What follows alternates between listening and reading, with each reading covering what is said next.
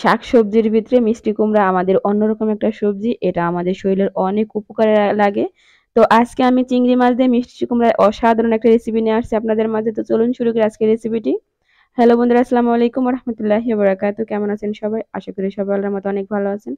আমরাও আলহামদুলিল্লাহ আল্লাহর অশেষ রহমতে অনেক ভালো আছি। তো এখানে আমি মিষ্টি কুমড়া নিয়ে নিয়েছি কিছু চিংড়ি মাছ। তো সবার আগে মিষ্টি কুমড়াকে কেটে নেব আর চিংড়ি মাছগুলোকে খুব সুন্দর করে পরিষ্কার করে নেব। দেখুন আমার মিষ্টি কুমড়া কাটা হয়ে গেছে। আমি খুব সুন্দর করে এটাকে কেটে ধুয়ে পরিষ্কার করে নিয়েছি। আর এদিকে চিংড়ি মাছগুলোও পরিষ্কার করে নিয়েছি। এখন চলে যাবো আমি চুলায় রান্না করার জন্য।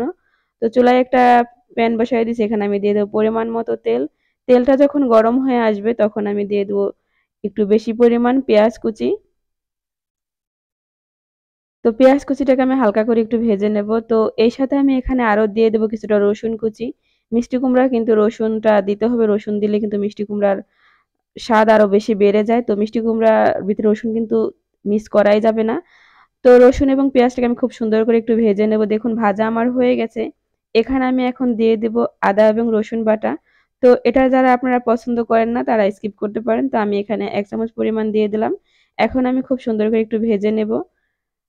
তো এই পর্যায়ে আমি এখানে দিয়ে দেব লবণ। লবণটা দিলে কি হবে, তাড়াতাড়ি আরো সুন্দর করে ভাজা হয়ে যাবে। আমি এখানে ১ চামচ পরিমাণ লবণ দিয়ে দিলাম। পরে আমি যখন রান্না শেষ হবে তখন টেস্ট করে আবারও দিব। তো লবণটা দিয়ে আমি একটু নেড়েচেড়ে নেব। এরপরে এক এক করে এখানে আমি দিয়ে দেব গুঁড়া মশলাগুলো। এখানে আমি সবার আগে দিয়ে দিলাম ১ চামচ লাল মরিচের গুঁড়া। তো মরিচটা মিষ্টি কুমড়া আপনারা ঝালটা একটু বুঝে শুনে দিবেন। কেউ ঝাল পছন্দ করে, কেউ করে না। তো মিষ্টি কুমড়ায় অতিরিক্ত ঝাল দিলে গলা বুক জ্বলে, গ্যাস্ট্রিকের সমস্যা হয়। তো আপনারা একটু বুঝে শুনে দিবেন। তো আমি এখানে দিয়ে দিলাম একটু পানি। পানি দিয়ে আমি বাকি উপকরণগুলো দিয়ে দিলাম। এখানে আমি সবার আগে দিয়ে দিলাম ১ চামচ হলুদের গুঁড়া, ১/২ চামচ জিরার গুঁড়া, সামান্য পরিমাণে একটু গোলমরিচের গুঁড়া, ১/২ চামচ ধনিয়ার গুঁড়া। এগুলো দিয়ে খুব সুন্দর করে একটু নেড়েচেড়ে নেব। আমি আরো কিছুটা পানি এখানে দেব। আরো কিছুটা পানি দিয়ে এখানে আমি দিয়ে দেব একটা টমেটো কুচি। তো কুচিটা আপনারা চাইলে স্কিপও করতে পারেন, কিন্তু দিলে ভালো হয়। তো টমেটোটা দিয়ে আমি আরেকটু নেড়েচেড়ে ঢাকনা দিয়ে আবারও ঢেকে দেব, যাতে টমেটোটা গলা পর্যন্ত একটু অপেক্ষা করব। তো খুব সুন্দর করে দেখুন আমার কষানো হয়ে গেছে, মসলা থেকে তেল ছেড়ে দিয়েছে। এ পর্যায়ে সেই চিংড়ি মাছগুলো আমি এখানে দিয়ে দিলাম। চিংড়ি মাছগুলো দিয়ে একটু নেড়েচেড়ে নিব। এরপর আমি কিছু সময় ঢাকনা দিয়ে আবারও ঢেকে দেব। তো দেখুন কিছু সময় পর আমি চলে আসলাম, আমার কষানো হয়ে গেছে। তো আপনারা কিন্তু এ পর্যায়ে চিংড়ি মাছগুলো একটু উঠিয়ে নিবেন, কারণ যদি চিংড়ি মাছগুলো না উঠান তাহলে কিন্তু চিংড়ি মাছ অতিরিক্ত জাল হইলে রাবাটের মতো হয়ে যায়। তো খুব একটা রাবাটের মতো হলে কিন্তু ওটা ইয়ে হয় না। আমি একটু কষাই, তারপরে এখন আমি চিংড়ি মাছগুলো তুলে নেব। দেখুন আমার কষানো হয়ে গেছে। কারণ এই চিংড়ি মাছগুলো যদি মিষ্টি কুমড়ার সাথে আমি রান্না করি অনেক জাল হবে, তখন কিন্তু চিংড়ি মাছের স্বাদটা থাকবে না। তো এ পর্যায়ে আমি এখানে দিয়ে দেব সেই মিষ্টি কুমড়াগুলো। তো আমি মিষ্টি কুমড়াগুলোকে হালকা একটু ঝোল, ঝোল করে রান্না করব, সেজন্য একটু মোটা, মোটা করে কাটছি। আপনারা আপনাদের পছন্দ মতো কাটবেন। এরপর আমি নেড়েচেড়ে মসলার সাথে মিশিয়ে দেব। তো এখন আমি ঢাকনা দিয়ে কিছুক্ষণ মিষ্টি কুমড়াটা কষিয়ে নেব।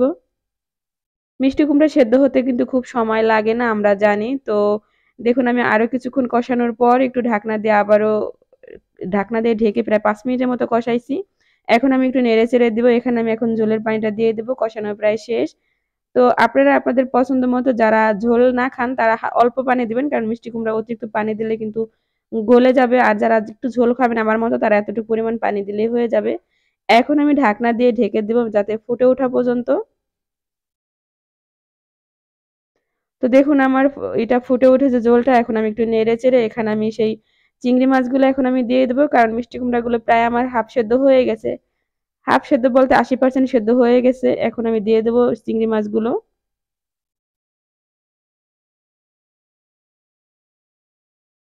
এ পর্যায়ে আমি এখানে দিয়ে দেবো কাঁচা ঝাল। ৩-৪টা কাঁচামরিচ আমি এখানে দিয়ে দেবো।